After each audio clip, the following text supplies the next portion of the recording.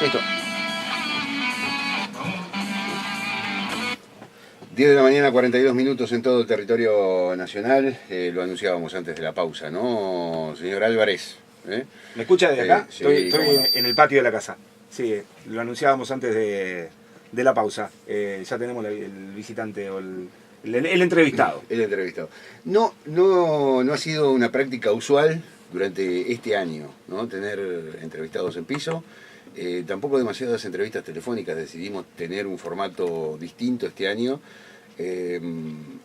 Ocuparnos sí de temas que son que son vigentes, digamos, que están a la orden del día, con algún que otro entrevistado por algo muy particular. Y en este caso vamos a hablar un poquito de política con el arquitecto Gastón Gran. Arquitecto, ¿cómo está? Pero muy bien, buen ¿Cómo día, se llama? muchas gracias por la... Gastón. No, Gastón. Ahí. Muchas gracias por la distinción, entonces, ya que somos pocos los que hemos pasado por acá. Este año siento...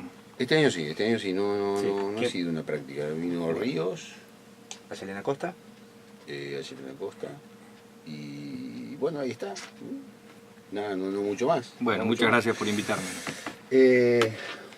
La verdad que nos motiva a invitarlo, porque hay expresiones que ha vertido en las últimas semanas Gastón, que son contrarias a la opinión de algunos dirigentes políticos de su propia agrupación política, el Partido Justicialista.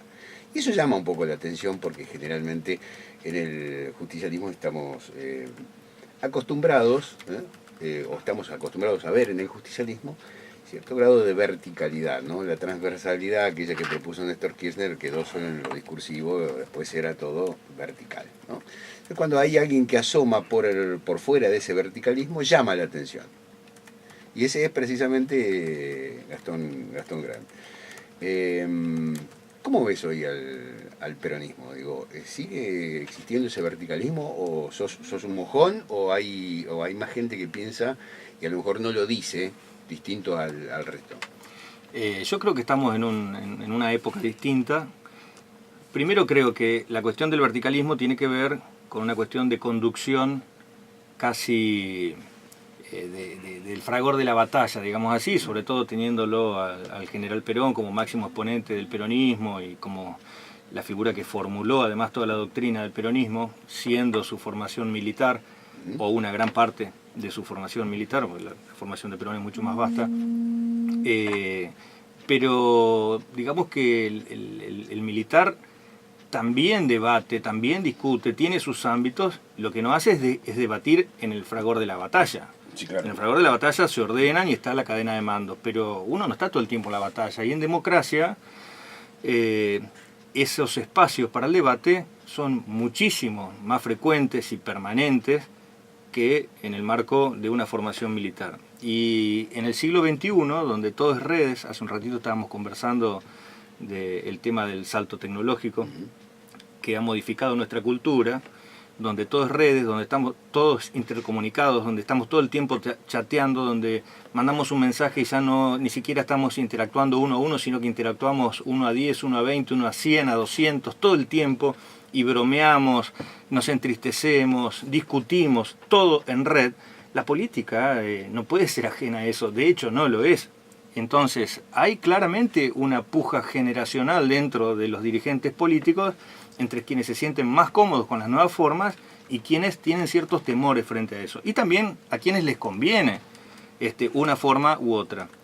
Entonces, a nosotros nos parece que la sociedad hoy no es esa sociedad en el marco de la cual se generó la doctrina del peronismo, sin embargo nos parece absolutamente actual esas formas donde Perón encontraba cómo abrevar y cómo consustanciarse de nuevos sentires, de nuevas ideas, de nuevos pensamientos a nivel mundial y a nivel local o dentro de una unidad básica. De hecho, la cantidad de gente que iba antes a las unidades básicas no es la misma que va hoy, y no es porque haya un hartazgo de la política, sino porque han encontrado otras formas de estar comunicados permanentemente en contacto que no es solamente cuerpo a cuerpo. Entonces, al cambiar las formas, cambian las maneras de entender la realidad y viceversa, digamos, ¿no?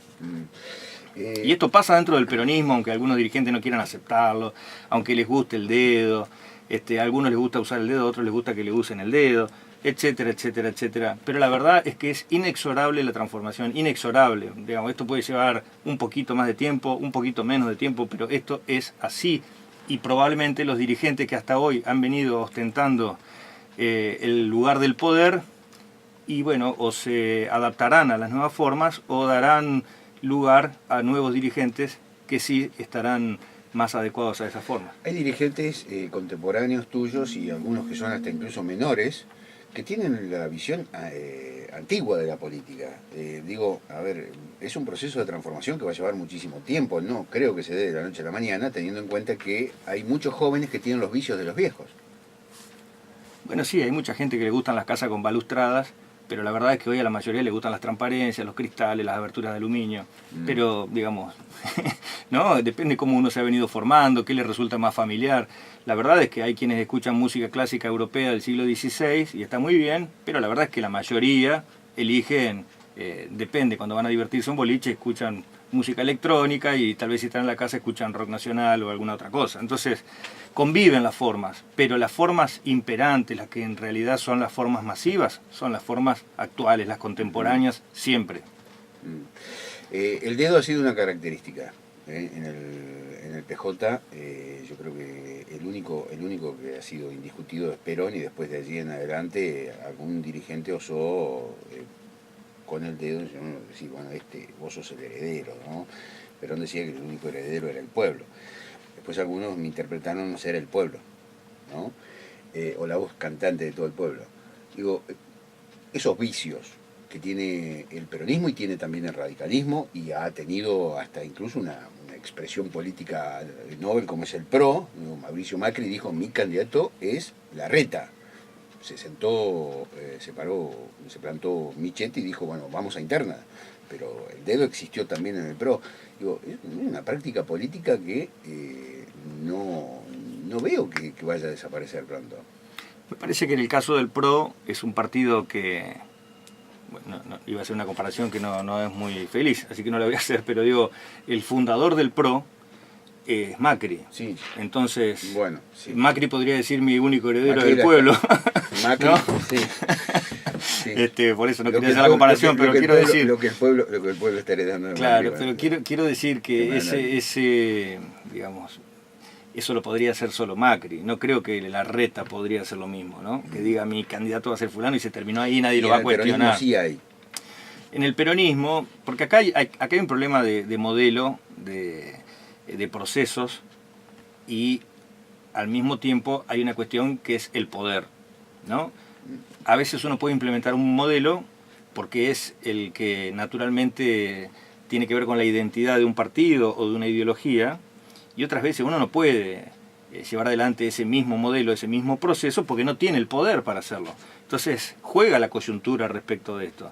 Y también al revés, a veces son los modelos abiertos los que corresponden, los que tienen que ver con la identidad, los que son más sanos, los que nos garantizan un futuro mejor, y sin embargo el poder a contramano de eso impone otra forma. ¿Y qué fue lo que le pasó al peronismo en esta última etapa en nuestra provincia y particularmente en la ciudad de Paraná?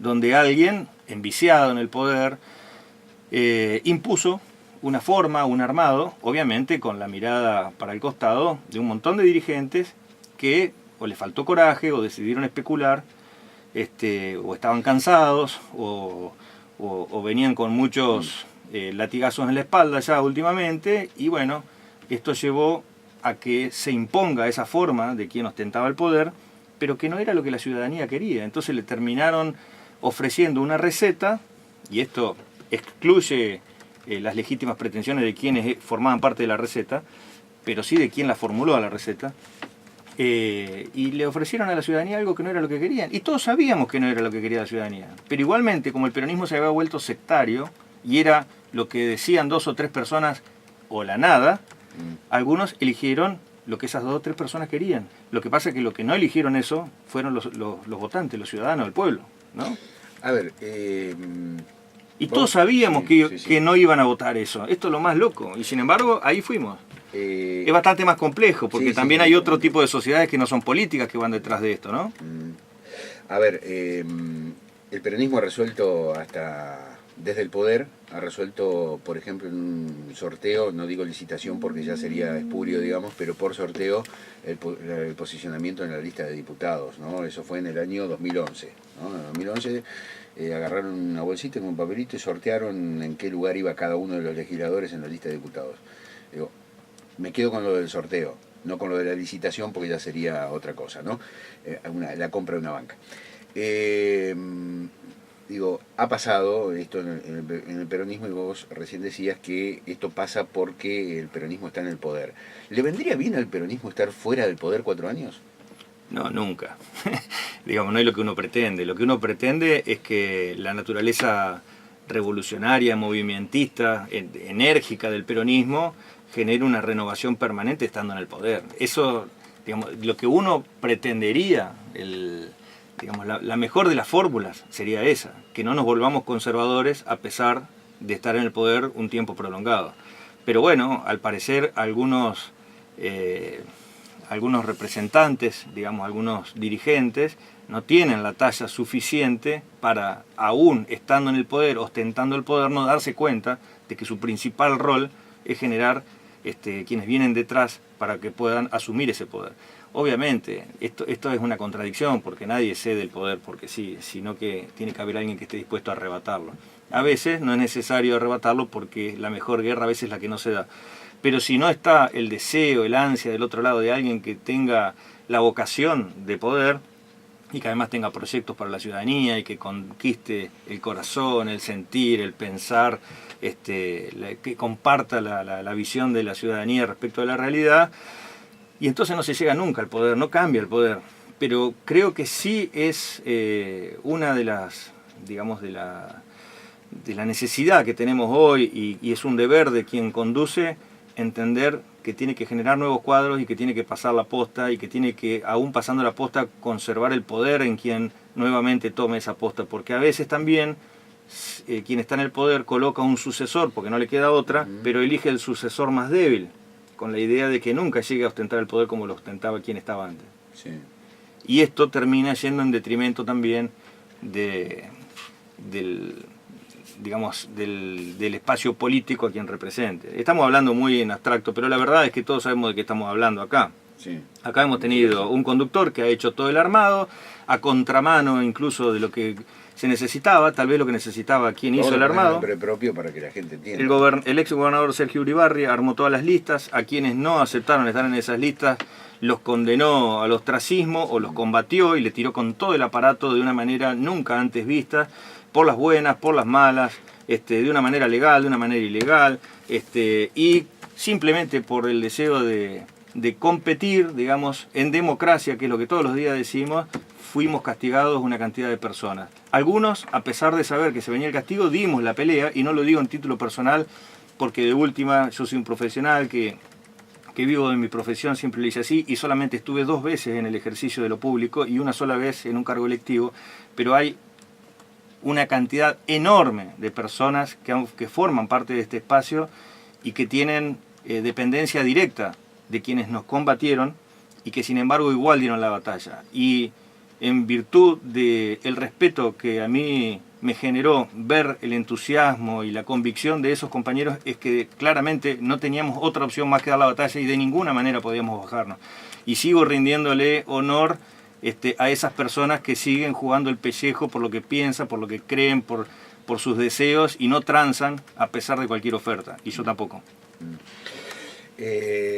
Podríamos hablar mucho más tiempo, yo no sé de cuánto tiempo estás disponiendo. No, lo que sí quería decir, Sergio, sí. Perdón. Hoy, con todos los problemas que tiene el peronismo, en el marco de una época donde hay, no solo en el peronismo, sino en general en la sociedad, una enorme crisis ética, ideológica y política, donde hay unas especies de equilibrios inestables que se rompen todo el tiempo, donde aparece una nueva noticia cada segundo y eso vuelve a cambiar el orden anterior que hasta hace un minuto teníamos y cambia la emocionalidad social y demás. Hay ciertas cosas, ciertos lujos que no nos podemos dar, lujos entre comillas, como salir y decir que los candidatos del peronismo van a surgir de tal o cual lugar de la provincia por los resultados anteriores. Primero desconociendo los resultados, y me refiero claramente a algunas declaraciones que ha hecho el actual intendente de Concordia, por quien tengo un enorme respeto y digo, porque es una persona joven, pujante, porque tiene una trayectoria personal y también familiar dentro del peronismo, pero creo que se equivoca, pero diametralmente. Primero, en creer que Concordia tiene la potestad para exigir y plantear cualquier cosa, armar un gobierno prácticamente entero de la ciudad de Concordia. Creo que hay un exceso que tiene que ver con esta continuidad de esta manera sectaria que ha llevado adelante el peronismo en los últimos años. Segundo, porque me parece que desconoce los números. O sea, Concordia hizo la peor elección de la historia desde el 83 a la fecha, sacó unos 49.000 votos en Entre Ríos. En Paraná obtuvimos 82.000 votos sobre 325.000. Es decir, que Paraná le dio al peronismo el 25% de los votos y Concordia solo el 15%. Es mucha diferencia. Pero además debemos decir que entre Paraná y Concordia solo suman el 40% de los votos del peronismo. Es decir, que el 60% no está ni en Paraná ni en Concordia. Entonces hay que terminar con estas miradas tan sesgadas y entender que o vamos todos juntos dirimiendo nuestras diferencias con una puja interna, ordenada, democrática, con reglas claras y transparentes, sin soslayar a nadie con sus pretensiones, a ningún espacio, o vamos a la derrota. Y creo que la derrota sí forma parte de los objetivos de algunos dirigentes que incluso forman parte del gobierno hoy. Entonces hay que tener mucho cuidado con esto, porque la verdad que a nosotros no nos interesa una derrota el año que viene, ni mucho menos en el 2019. No queremos que vuelva a perder el peronismo porque sentimos que el gobierno del PRO de alguna manera es responsabilidad del propio peronismo que fue a la derrota por esta mirada sesgada, por esta cosa absolutamente intolerante y demás, que no, digamos, no voy a seguir adjetivando. Sí. Y entonces no nos sirve esta mirada sesgada y sectaria. Lo que necesitamos es respetarnos, entendernos, poder conversar, aprender de nuestros errores, tener autocrítica, terminar con el dedo, de todas formas, establecer nuevos mecanismos más democráticos, más pluralistas, más abiertos, más transparentes. Y aquellos compañeros que han cometido errores, incluso que han tenido acciones reñidas con la justicia, que vayan y que se entiendan con la justicia, saquémoslo de nuestros gobiernos, dejemos de contaminar lo que es la dirigencia del peronismo si queremos volver a conquistar a la ciudadanía. A ver, ya que mencionó Concordia, ¿cuánto tiene de responsabilidad Paraná que el eje conductor del peronismo haya sido Concordia desde el 83 hasta ahora? Y bueno, enorme, no te lo puedo decir en porcentaje. porcentaje. Que le prestaron el gobierno a Mario Moyne durante 4 años, un dirigente de Paraná. Sí, me parece muy peyorativo decirlo de esa manera. O sea, naturalmente toda capital dentro de una provincia, de un país, lo que sea, siempre está mirada con cierto recelo por el resto del territorio. Y a mí me parece que la dirigencia de Paraná tiene siempre que dar demostraciones de modestia y de integración y de apertura con el resto del territorio, más que al revés. Entonces Paraná, siendo la capital, es quien tiene que demostrar más organización y tiene que ir a convocar y tiene que abrazar al resto de la provincia, porque es su rol, porque forma parte de lo indelegable que es ser capital de la provincia. Acá, inteligentemente, hay dirigentes de otras localidades que han venido a romper Paraná, y desinteligentemente los dirigentes de Paraná se han dejado romper. Han jugado la chiquita por conveniencia, incluso acá tenemos algunos jugadores que habitualmente salen a propiciar siempre las candidaturas en los primeros lugares para dirigentes de otras localidades. Siendo de Paraná, salen a propiciar siempre la candidatura de los demás. Y teniendo algunos lugares muy importantes dentro de la estructura partidaria. Bueno, yo creo que viene una nueva generación, que sentimos orgullo de ser paranaenses, que queremos que Paraná se organice, que sabemos que Paraná tiene que organizarse para que el peronismo pueda realmente estar fuerte en toda la provincia y también en el país. Y me parece que esto viene creciendo cada vez con más fuerza, Son muchos los dirigentes que sienten esto así, que se sienten orgullosos de pertenecer acá, que no están esperando a ver qué va a decidir alguien en alguna otra localidad, sino que estamos dispuestos a ser artífices de nuestro tiempo, que no nos preguntamos qué va a pasar, sino que nos preguntamos qué estamos dispuestos a hacer para que las cosas pasen. Y me parece que esto va a imperar en breve. Por lo menos nosotros jugamos a formar parte de ese espacio. ¿Cómo ves al peronismo de cara al futuro? ¿Qué opinión tenés sobre esta convocatoria que ha hecho Gustavo Bordet a dirigentes históricos del peronismo que optaron por ir por fuera de la estructura, a esa misma estructura que ellos mismos crearon y que después les resultó no beneficiosa para los fines electorales que perseguían? Bueno, veo dos cosas. Primero, coincido con la idea, con la premisa, con el título.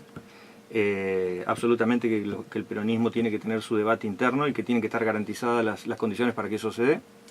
Y por otro lado veo que el gobernador solo lo dice pero no lo practica. O sea, yo no estoy viendo esa convocatoria en los hechos, no estoy viendo que se haya convocado al Congreso partidario, no nos hemos juntado ni una vez, yo soy congresal electo. Veo que la asunción de las autoridades del partido de la provincia fue prácticamente a puertas cerradas, con más fotógrafos que militancia alrededor, algo nunca visto. Veo como una cosa casi temerosa de algunos que forman parte de ese consejo, no lo digo por el gobernador en absoluto. Y me parece que esto debería cambiar. Y esto está pasando porque hay cierto temor porque no se han dado los espacios para poder generar la autocrítica, para poder pensar nuevas formas de salir adelante, para plantear nuevas alternativas, nuevas miradas. Hasta que no tengamos esos espacios va a ser difícil que podamos formular nuevas alternativas que nos lleven nuevamente al poder. Bueno, yo quiero agradecerte muchísimo que hayas venido para charlar un ratito con nosotros. Seguimos intentando entender a la dirigencia de la ciudad de Paraná, que ha hecho absolutamente todo para estar en el lugar que hoy está, ¿no? Reclamándole a Concordia algo que Concordia supo ganarse, ¿no? Bien o mal, Concordia está en el lugar que está y tiene los dirigentes que tiene y tiene los cargos que tiene porque indudablemente han hecho las cosas de manera más inteligente. No digo que bien, no digo bien, pero mucho más inteligente que la dirigencia de Paraná, que hoy está mirando, como decimos allá en el pueblo, mirando la fiambrera. Perdón, coincido. Lo que no coincido es que luego de que no podemos echar la culpa a Concordia de la situación de Paraná, lo que sí podemos es decirle a los funcionarios de Concordia que forman parte de los gobiernos que se hagan cargo de las acciones de gobierno. Sí, claro. Porque si además de dejar afuera a la gente de Paraná le vamos a echar la culpa a Paraná por las cosas que pasan, que llevan adelante quienes sí están, me parece que ahí ya nos estamos autoflagelando demasiado, ¿no? Bueno, gracias por haber venido. No, gracias a usted. El arquitecto Gastón Gran, en diálogo con nosotros, ex viceintendente, dijo que estuvo 2 veces. Una vez fue secretario de Obras Públicas. De planeamiento. De planeamiento de la municipalidad en la gestión de Julio Solanas. Nos vamos a la pausa. Tenemos comerciales, el informativo y ya venimos. Evidentemente no soy Antonio Tardelli. Gracias, loco. Eso está